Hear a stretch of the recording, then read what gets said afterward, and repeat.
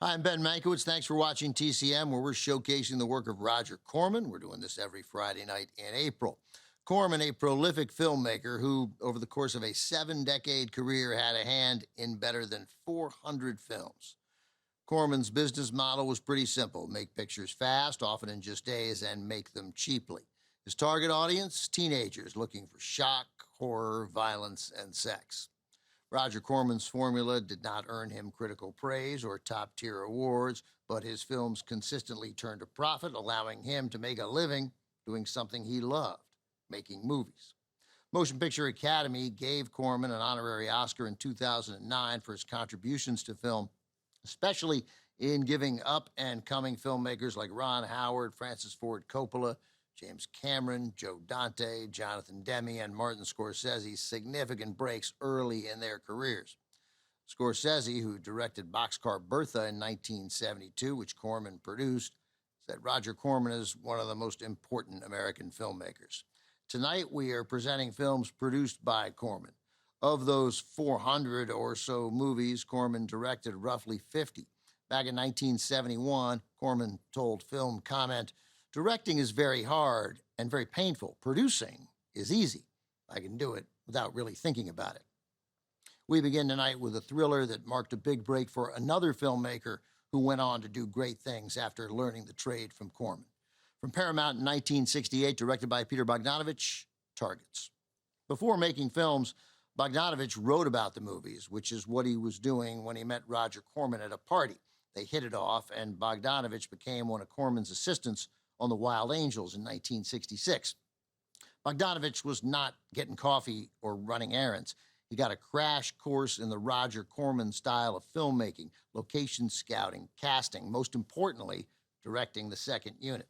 Soon, Corman rewarded Bogdanovich with a film of his own, Targets. This is one of the great debut films of all time, I think, especially when you consider the confines Bogdanovich was given.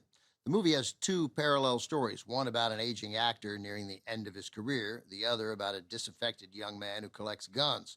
The stories play out simultaneously until they come together in a dramatic climax. The dual stories were a product of Corman's pragmatic approach to making movies. A few years earlier, Corman made a series of horror films with Boris Karloff. The contract stipulated the number of days Karloff had to work. At the end of one film, Karloff still owed Corman 2 days. So Corman told Bogdanovich to get 2 days out of Karloff, like 20 minutes of footage. Then Corman told Bogdanovich to recycle footage from a very poorly received Karloff film that Corman made called The Terror. Together, those two elements gave Bogdanovich roughly half the picture. Add in the original material from the parallel storyline, and you have a complete movie for a fraction of the cost. Peter Bogdanovich rose to the occasion and delivered this dynamic thriller. Here it is, from 1968, Targets.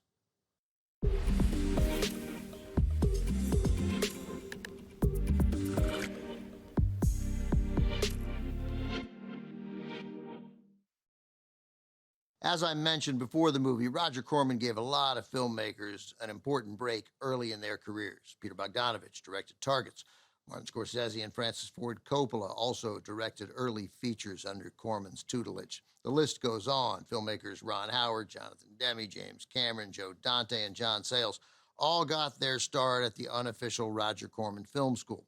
Several actors also got important early bumps working for Corman. Jack Nicholson, Robert De Niro, Sylvester Stallone, Peter Fonda, Dennis Hopper. Corman was not only generous with opportunities, but also realistic about the possible consequences of those opportunities. Corman knew that if his movies with these up-and-comers did well, doors could open for them that would make it impossible for Roger Corman to afford them.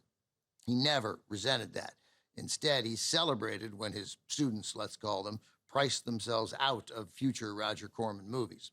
Many of those filmmakers repaid the favor down the line by giving Corman cameo roles in some of their films, which is why Roger is featured in movies like The Godfather Part 2 and Silence of the Lambs.